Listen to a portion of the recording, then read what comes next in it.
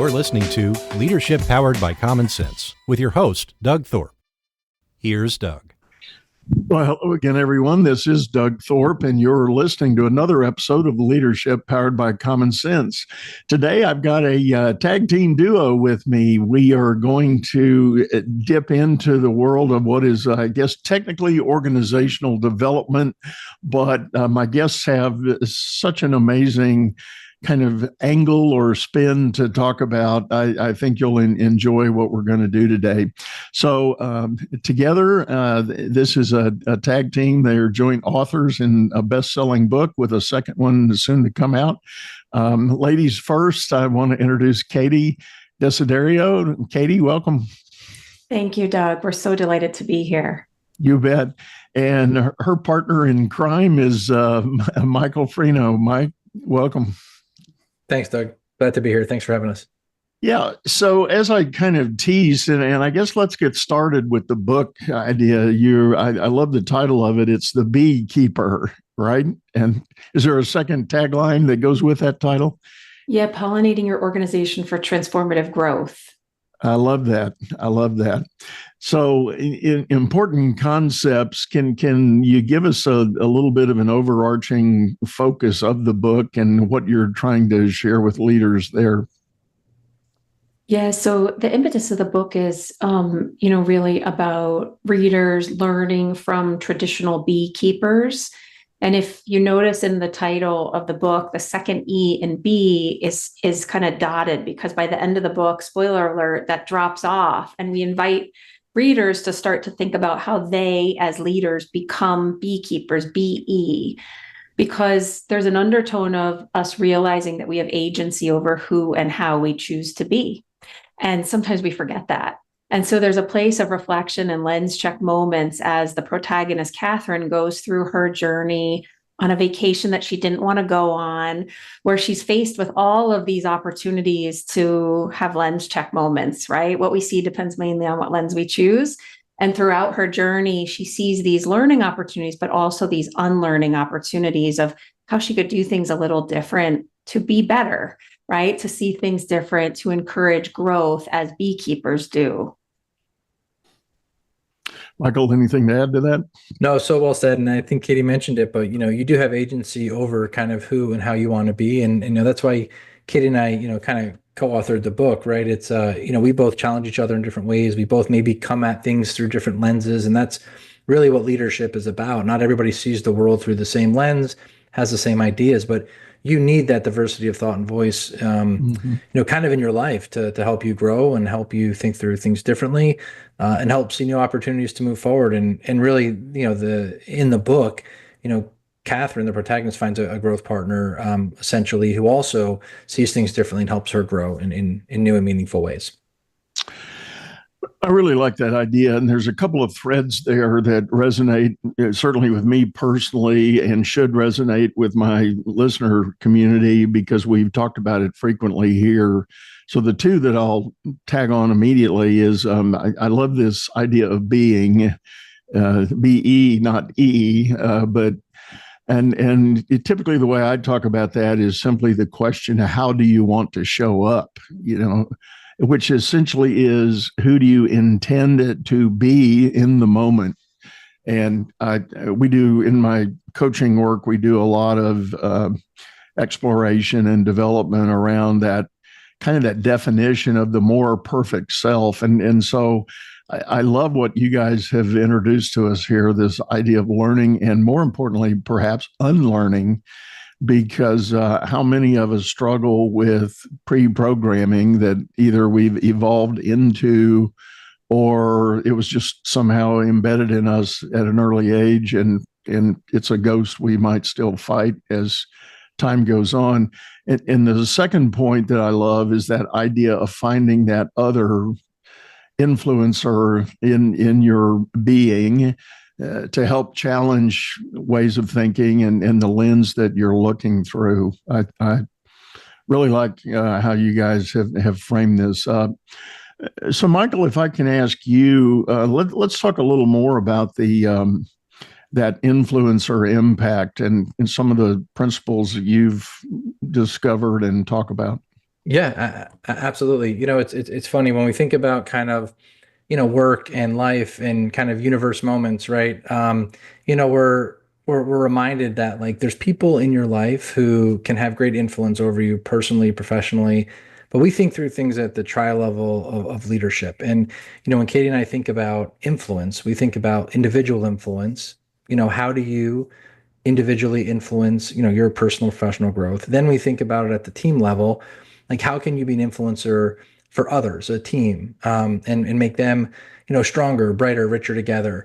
And then at the organizational level, how are we building a collection of teams that are empowered, that work together, that feel they have autonomy, but yet can also you know, be candid and be themselves and be vulnerable, which is kind of ties into the first book to really produce the best output. And a collection of those diverse teams that have autonomy, that demonstrate vulnerability, often influence the organization at such higher rates.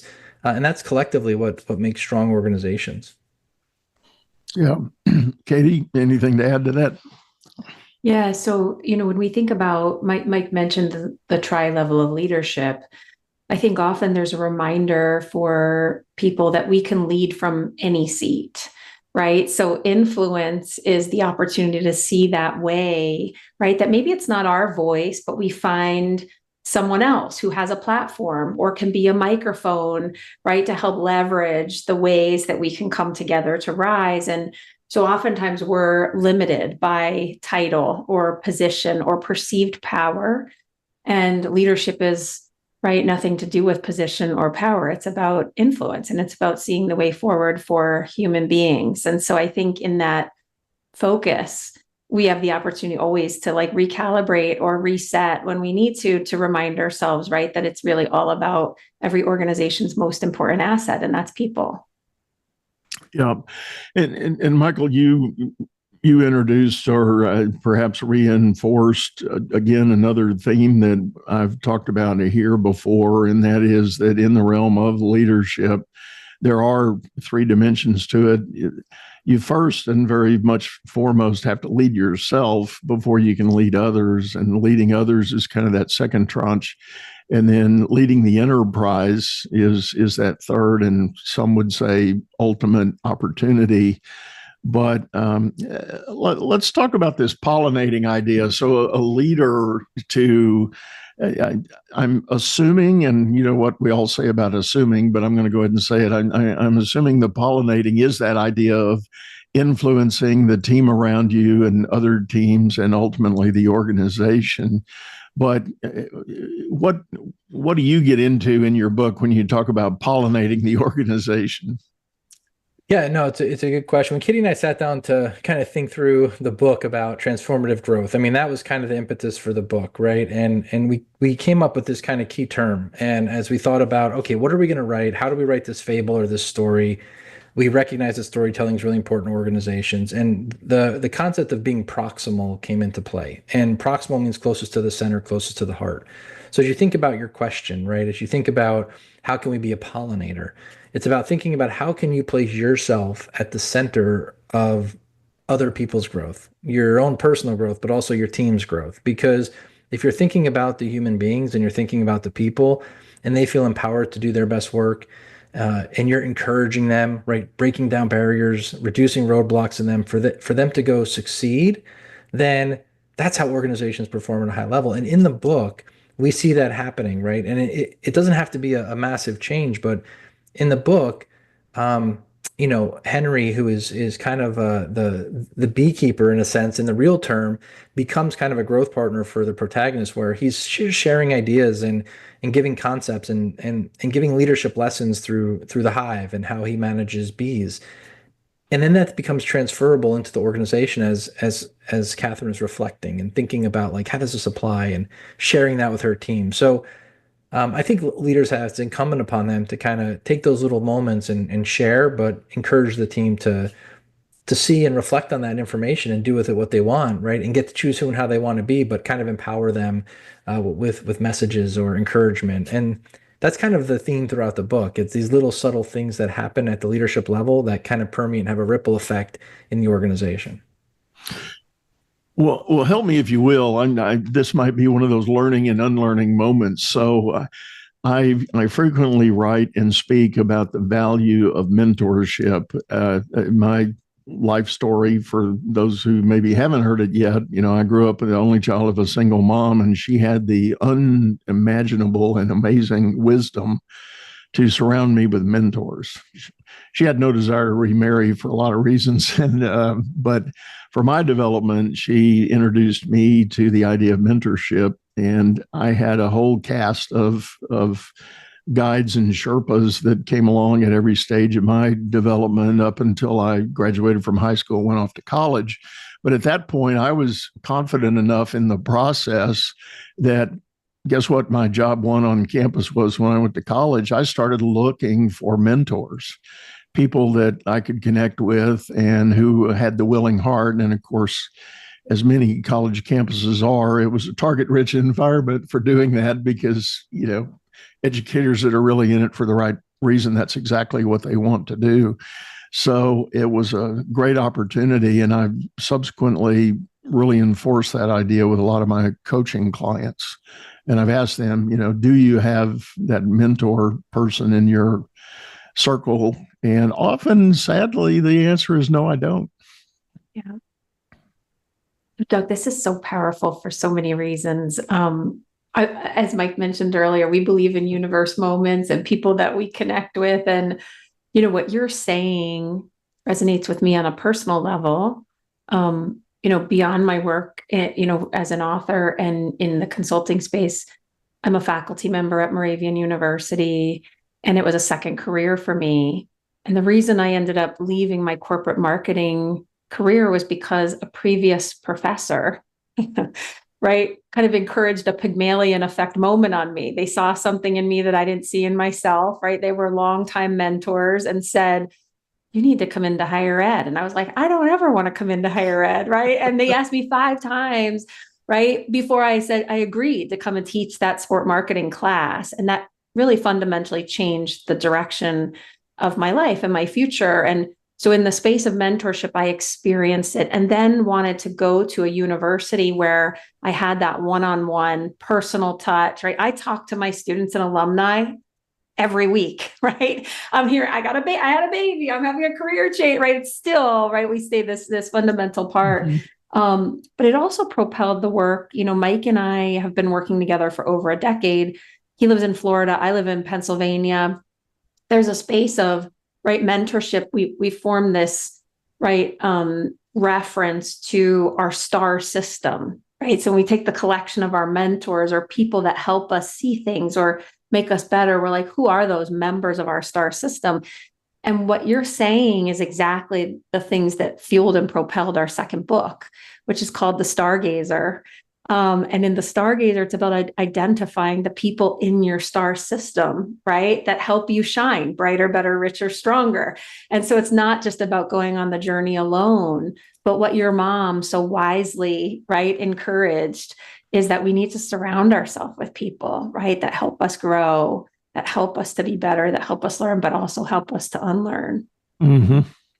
That's right. So I guess sorry about the long-winded lead in there. I guess my question is learning or unlearning. And is the association with the classic definition of mentorship the same thing that you're talking about in your work with the that influencer person that comes into the universe there, that star system? I think Katie and I delineate a few things. I think you definitely need mentors in your life, right? I think those are important. And I think there's a different way to reframe the mentorship a little bit. And when we think about growth partnership, Katie and I couldn't be more different. We talk about this during our keynotes and trainings on from a personality perspective, right? But we see and come at the world so differently, but that's what makes the work so fruitful and meaningful, right? Because we can challenge each other, we can see things differently, and we can push each other outside of our comfort zones. And mentorship doesn't always have that reciprocity, right? There's an element of you're learning from one, you're inquiring, and this growth partnership is really pushing each other. And so we think about that star system that Katie was talking about, right? Those are really people in your life who will say, hey, pay attention to this, right? This may show up in a certain way that is rubbing people the wrong way. That's what we need. And sometimes mentorship isn't about that necessarily, that we found, right? It's more, there's some more formalities to it. So I guess when you're building your star system, like, pick people who are going to be candid with you, like, give you the real conversation, the difficult conversations, and help you see things differently. And that's when unlearning and growth happens. And we're confident in that because we've seen it happen time and time again. And that takes a lot of reflection and deep reflection and self-reflection. And that's how we learn and grow together. I really like that, and thank you. So a little bit of learning and unlearning for me there. I get what you're saying. And the classic mentorship is a little bit one way, and I agree with that. The other, I'm chuckling in my mind here. A couple of the people that I count as incredibly important mentors in my life, they weren't always kind and gentle either. They had the, what are you doing, Doug? What are you thinking? You can't be serious. Those kind of pushback moments on material I was bringing to them. But but I see what you're saying, Michael, that, there is definitely that also advantage of that really special person that is going to provide that other dimension of reflection and challenge of, guy, there is another way to do this. There is another way of looking at the world. Absolutely. So Katie, as you try to, influence people in your own work, what are some of the ways that people can begin to start embracing some of these ideas and apply it to their own leadership opportunities? I think the first thing that we talk a lot about is first start with self-reflection. And so, Mike mentioned this a little bit, is that, we could not be more different in terms of our personality, right, and behavioral attributes. And so if you look on, for listeners who are familiar with like the DISC assessment, right, dominance, influence, steadiness, conscientiousness, Mike is all the way, right, strongly inclined as a DC style. And I'm all the way over here on the, SI space. We come together in like my line shading in D, but just the way we show up and the way we prioritize energy and the way, right, that we kind of think through things is really different. And so there's a place in that self-reflection, not to shy away from those differences, but surround yourself with people who push your thinking, who encourage growth, and saying like, well, just because I think of it this way doesn't mean that this is right or that it's wrong, or right, there's other ways of being. And so we leave the book open for each person's interpretation of who and how you choose to be. And in that self-reflective process, there's a place of saying, right, that you acknowledge, right, that you're aware and have agency over how you're showing up, right? And then more how you leave people feeling after an interaction with you. And, we get into a bit about intention and impact. And so in my intentions, it could be, I'm trying to be helpful, or right, the impact could be I completely deflated you and you don't want to work with me anymore. And so it's up to me to kind of go back and get it right again. And we have the opportunity every day to turn the page and say, like, I don't like how yesterday went, like I could try that again, right? And we can keep, to your point in the opening, becoming these best versions of who we want to be. Right. And it's an ongoing space of learning and growth that never ends. Right. And, that borders on a concept that I was introduced to when I started some work. You mentioned assessments. I do a lot of work with the Hogan assessment tool. And you guys may be really familiar with this, but in Hogan's presentation of concepts for leadership, one of the things that I love that personally, he talks about many things, but this is one I particularly gravitated to, is the idea that as leaders, we have a struggle between an identity and a reputation. The identity is the story we choose to tell ourselves, So as we, get ready in the morning, we're having that ramp up talk for the day we're going to have. That's a story that's going on, and maybe it's, well intended. You say, I want to show up this way, X, Y, and Z for these particular moments that are getting ready to happen. But in reality, you may show up, and to your point, Katie, your intention and your impact may be radically different. Therefore, there is an accrual effect in your reputation. So the reputation is that composite of what everybody else thinks about who and what you are. Yeah. And so it's important for leadership development to periodically, let's do a check on that. Let's reconcile what I think my identity says versus the reputation that I'm building. And we typically do that based on 360 reviews and feedback loops and all those kinds of tools. But sometimes it's just good old fashioned. And for the leader that does have that higher level of awareness, now we're bordering into emotional intelligence, but we'll save that for a minute. If that higher awareness recognizes, like you said, Katie, I had an intent, but it's obvious the impact was radically different. What can we do about that? But you're right. That is a major leap for many people that have been thrust into leadership roles with the position title that goes with it. They maybe don't have that awareness or that even the openness to acknowledge it could happen. Yeah. So two things you mentioned so important there, Doug, is in emotional intelligence, right? In that first you have the awareness, the motivation piece to say like, oh, I that wasn't what was intended, right? And I am open to listen, to understand instead of listening to respond, to make sure that I'm getting that right? And not take it personally, but look at, right, the way forward and that kind of solutions focus. But I see over your shoulder that you have a book on the shelf called Trust Work. And, there's a place there of, as we think about the story we tell, right, versus, the reputation that we build.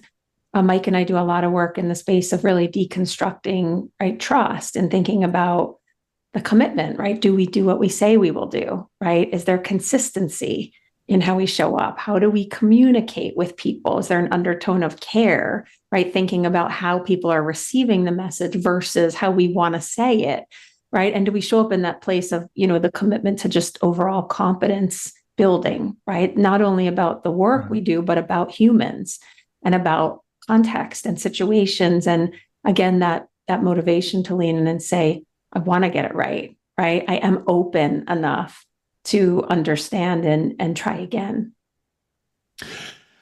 So for the individual that maybe has been thrust into leadership, and again, another phenomenon I frequently face is our classic capitalistic method of operation where we have a need for a team leader. We look out at the team, and what do? We pick the person we believe is the best producer, the best performer, the best expert. And we say, poof, now you're going to be the team leader. And that person may or may not, have any potential for really assuming a management role, but most of the time they accept it and they move on. And thus begins the journey of climbing the management ladder. And there's all kinds of dynamics that go on with that. We could do another whole episode on that one. But the idea being, if they're not a little bit predisposed to all these things we're talking about, it's going to be a struggle, right? Yeah. To be in that leadership role. So what do you say to those that are maybe just embarking on their journey into management, and what are some of the baby steps for all of these great principles you're talking about? Michael, you got any ideas for that? Yeah, so many, right? This is such an interesting space. I think of I think of a term that we used in kind of our Stargazer book, but it's called the lodestar, right? And a lodestar is someone who serves as like an inspiration or guide, right? It's a star that serves an inspiration or guide. And I think sometimes managers fail to realize that that's really, as a leader, their job is to serve as that inspiration and guide, right? And help people get the knowledge, skills, and abilities and reduce roadblocks for their team. But that starts with that self-reflection Katie talked about, right? I think there's a big piece of understanding, what type of leader you're going to be from a value perspective, what's important to you, that deep sense of self-reflection and kind of your leadership story, and then really sharing and encouraging, the vulnerable moments, which is a chapter in our the Beekeeper book, right? Like, be vulnerable, of like, hey, this is how I show up, good, bad, and ugly, and know this about me. I'm working on my gaps, and help me to help me illuminate those to me if I'm getting in my own way. And a leader who's willing to be vulnerable, early on, and not come in as like the 18 player thinking they know everything, but kind of take a step back and say, no, I want to kind of be the lodestar, this inspiration and guide who's going to help the team grow, is really critical. So I think that's the first step, is that self-reflection work. You mentioned the Hogan assessment, the DISC assessments. They're all very important to kind of say, okay, here's how I show up. Here's what I need to be thinking about. Here's where I can stand in my own way. Oh, Mike, you're making me think about, this weekend I spoke at a conference with brilliant doctors. And when we talked about leadership development, Doug, a lot of them said, like, we make expectations that people know how to lead, and they don't, right? And so there's a place there of like the company's willingness to actually invest in leadership development. Hey, I see you, right? And I'm going to pull you in and not assume that you know how, right? And so how do we create that environment where ongoing learning and growth becomes central to leadership development, right? When we make that investment, we're investing in the succession, right, of our future. And oftentimes I think companies don't realize, right, the returns on that investment for not only, attracting, but retaining that high talent to encourage that ongoing growth.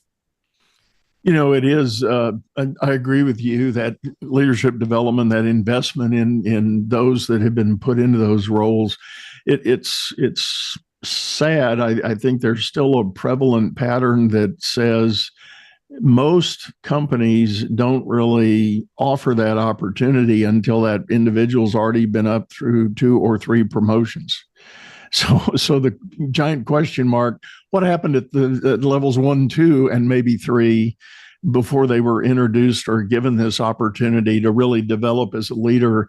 Are you saying, talking about the organization here, are you saying you're willing to burn that daylight, hoping that it works out for the best, or it's just not that important at that level that we do that? Now, I know there are companies that have done very well at developing, first-time manager programs, and they do exist. But I guess I'll stand on a soapbox and say I challenge our corporate leaders. That's got to get pushed down, and that can't be the budget line item that gets dropped when things get tight. Mm-hmm. So I actually had a colleague, in fact, the book you referenced, the title is Trust at Work, and it was a co-author project I did with a dear friend of mine who sadly recently passed, but he and I did that collaborative effort on the work, and he was a long time, he started out as a bit of an operations manager turned HR professional and worked his way up through several large global brands. But one of his beliefs was that he was always a champion for changing the whole HR community. He said, HR is not about the people. HR needs to be about the managers. If we fix the managers, we won't have people problems. That was his firm belief. And he actually got an opportunity. He got an assignment, and I won't go into all the details, but one of the large global brands he worked for had a huge project that had about 50,000 people on the particular payroll for this project. And they told him, they said, look, that's a carve out. We're going to let you experiment. You do your thing with this project. We think it's worth it. If it works there, we'll entertain the idea of making it across the globe for our company. And surprise, it did work. Oh, wow. So it was an interesting opportunity, but anyway, there's a whole lot of follow up to that we don't have time to get into, but it is an interesting concept to think about. But I think at the root of all that, for those that are in management and leadership roles, it goes back to all of these things we've already talked about. That willingness to look in the mirror and ask yourself the tough questions, and if you can't determine what those questions need to be, have those influencers, those stars in your galaxy to provide that light and give you that encouragement. Mm-hmm. Yeah, I love that. Yeah, I think it's interesting. Like when you think about what middle managers and managers need, right?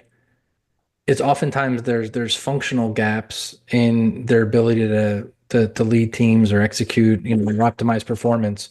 And I think the hard part is that we have to start with culture and team and values and leadership philosophy. So there's a balance of like, hey, make sure the culture is right before. And so who can lead and inspire the right way? And so sometimes it's not always the best performer, to your point, right? And so we need to be mindful of that. Right. I agree. Well, let me ask this. For all of these great ideas, what has been your experience in the workplace relative to all of the generational differences people like to talk about? Such a timely topic, Doug, because this is the first time, right, that we have 5 generations in the workforce. And so there's a place for us, and it goes back to what Mike just mentioned, is, we have to acknowledge how different generations have different values in their work, right? There is something comforting in that, right? Traditionalists really focused on, being mission driven, and we're coming back there, right? With Gen Z, that they want mission focused work. And so there's an undertone of like, why are we doing what we're doing? What is the meaning in our work?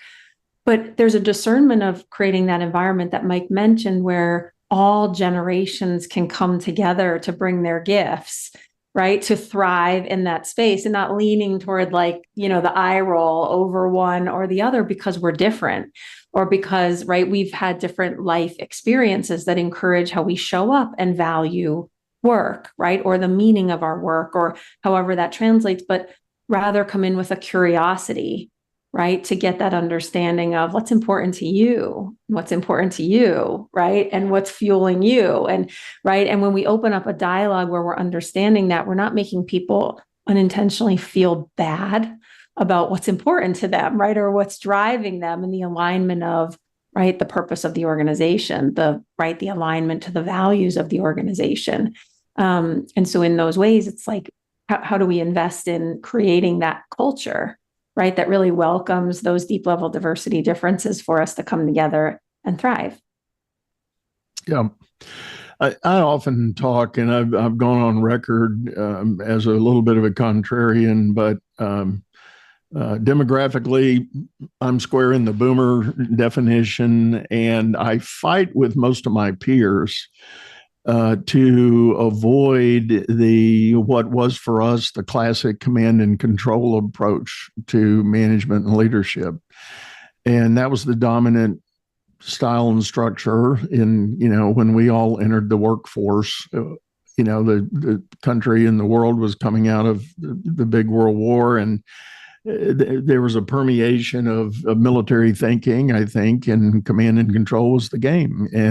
And that has been embedded, but I've done a lot of coaching work in Fortune 500 places where there's a definite call to work away from that. Certainly there are situations and moments, and like I've said, talk about your doctor population there, if I've got to go in the OR for something, I want my surgeon to be in total control of that environment. I want him dictating everything that's happening there. And that's in a very appropriate command and control situation. But bigger business in general, I think we need to move away from that if we haven't already. And I do think younger employees are voting with their feet if they find themselves encumbered by a command and control autocratic structure, they tend not to necessarily last there very long. Even if the articulation of the why is good, I think eventually they fatigue of the what feels like a more heavy-handed approach to the work. Don't ask me any questions, just go do it. That kind of thing. And I'm glad that every time I hear of a business that has made a conscious effort to revive their culture by essentially eliminating that and defining a whole different leadership framework that they want to achieve. I think that's very important and meaningful in the world as we know it today. Any thoughts on that? Yeah, I love that you mentioned, Doug, like I'll go head to head with my, fellow boomers. But that's the space that we want, is that open growth mindset to say, what got us here is not going to get us there, right? And there's new ways of leading. There's new ways of learning. There's new ways of creating an environment that now we have to create space for people in our organization who will be our future leaders, who, right, are fueled in different ways than we were. And so while that command and control did once work, right, we're not in a place now to retain talent, right, to do it the way that we want to inspire the future. And so your agility, in transformative leadership is that place of, right, acknowledging that we just have to show up, continuing to learn, right, that might be uncomfortable, right, might move us out of our comfort zone, but it doesn't mean it's wrong, right, and doesn't mean that we can't get there and understand the way forward. Right. Totally agree.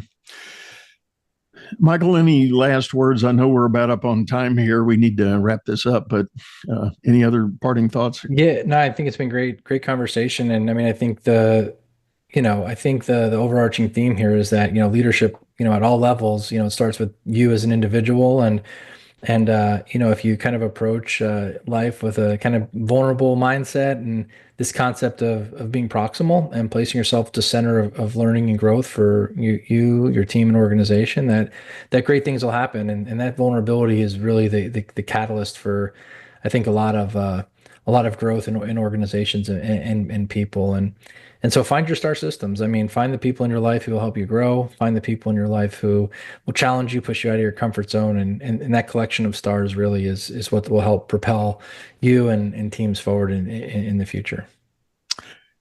It reminds me of a classic scene in the cult classic Ted Lasso, his speech in the pub about be curious, not judgmental.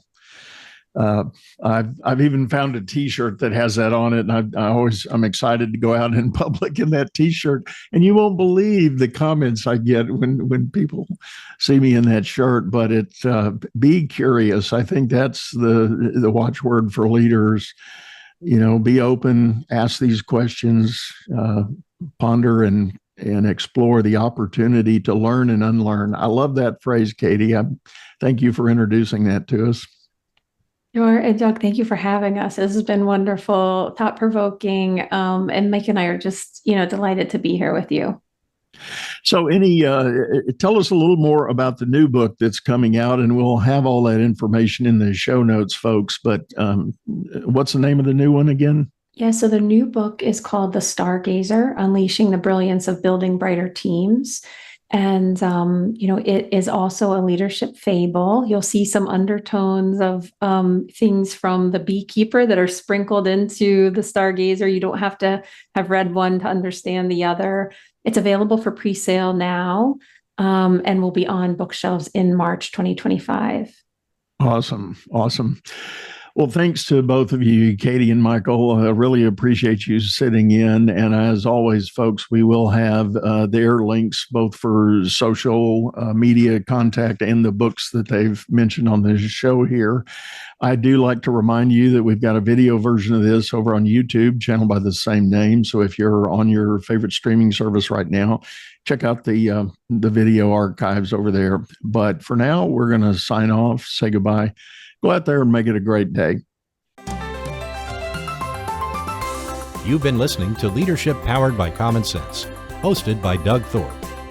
If you would like to know more about the coaching and advisory services he provides, visit dougthorpe.com.